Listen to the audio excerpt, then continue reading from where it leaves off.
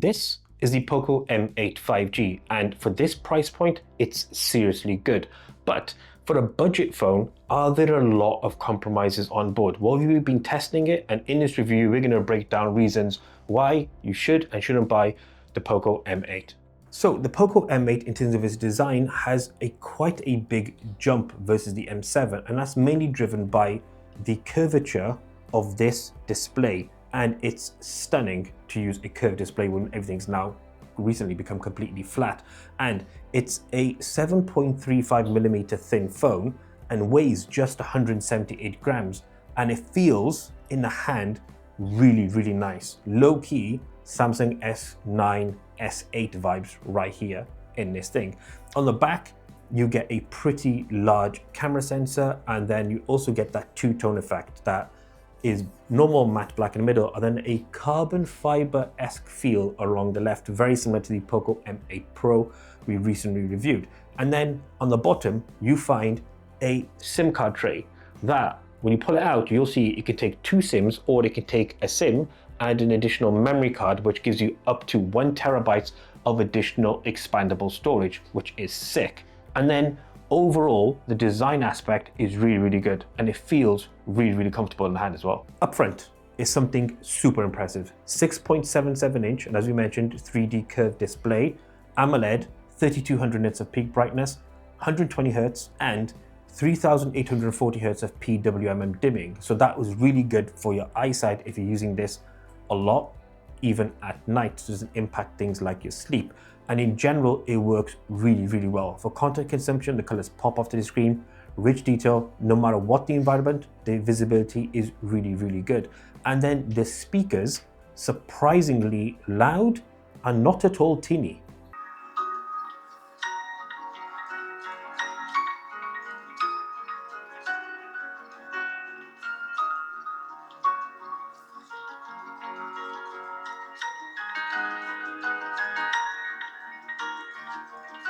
On the performance front, you do start to see some compromises. Let me explain.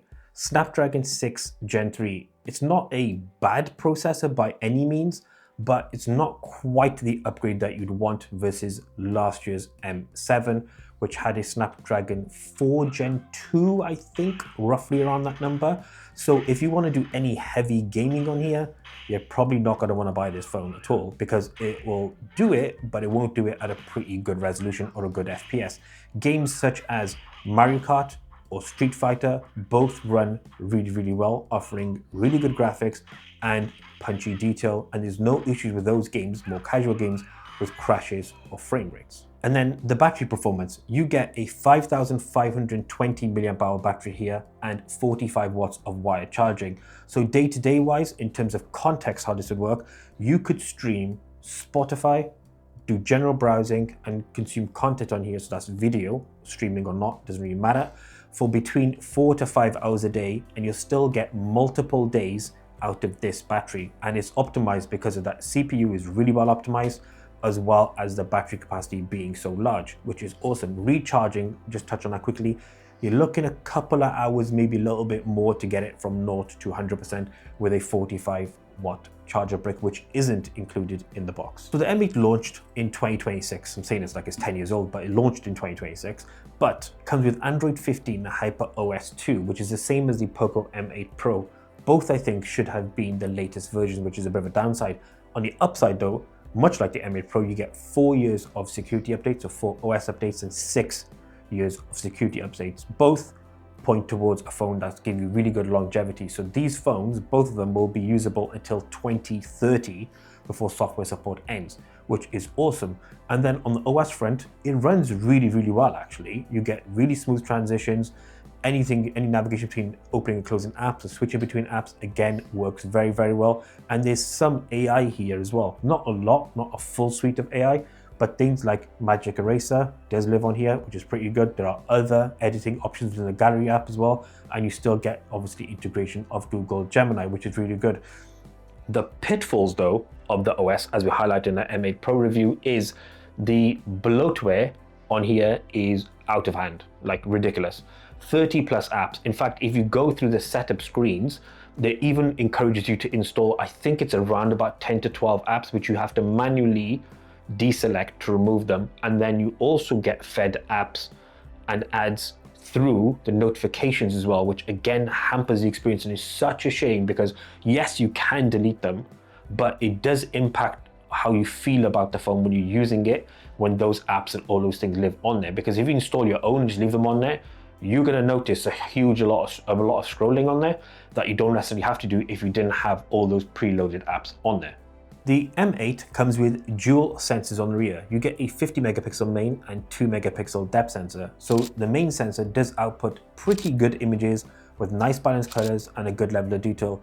In no way are these images going to blow you away, but they are usable and generally speaking quite solid.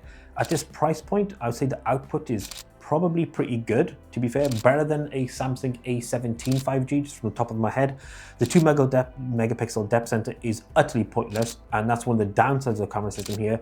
There's no real versatility here at all. Low light performance is not really worth discussing. You're not capturing a ton of detail here.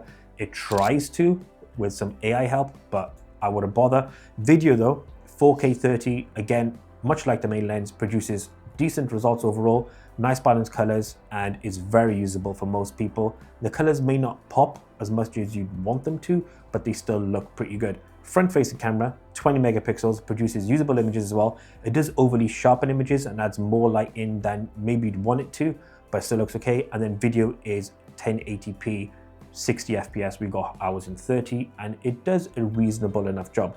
Personally though, if you're buying this Poco M8 5G, good God, then I would stick to just using the main lens for everything. Front-facing camera, if you want to just snap some quick happy selfies or take a video call, is again okay. What actually surprised me about the Poco M8? Well, it's the everyday, day-to-day use. So the people who are going to buy this phone are going to buy it for sort of the basic things like browsing, just checking articles or emails, or creating your document, just quickly typing something up, like a note, for example. Or if you're watching content on here because you just want to, because you're traveling or you're just spending some time away from whatever you're doing, then it is an absolute monster. It's aided by a really large battery, really fast charging, and if you wanted to add more content onto your phone above the base 256 storage, you can even expand it even more. And that is the main draw of this Poco M8. And I'm gonna just touch on it. Those preloaded apps you can delete, and those ads you can disable. It requires a little bit of legwork, but I think it's worth it based on how good everything else is on this Poco M8. But let us know in the comment section below your thoughts on those ads on this Poco M8. Is there a deal breaker? If not, let us know. If it is, let us know. And while you're in the comment section, be sure to like and subscribe, and please support this growing community as we aim to achieve 50k subs in 2026. Until the next one, as always, we out.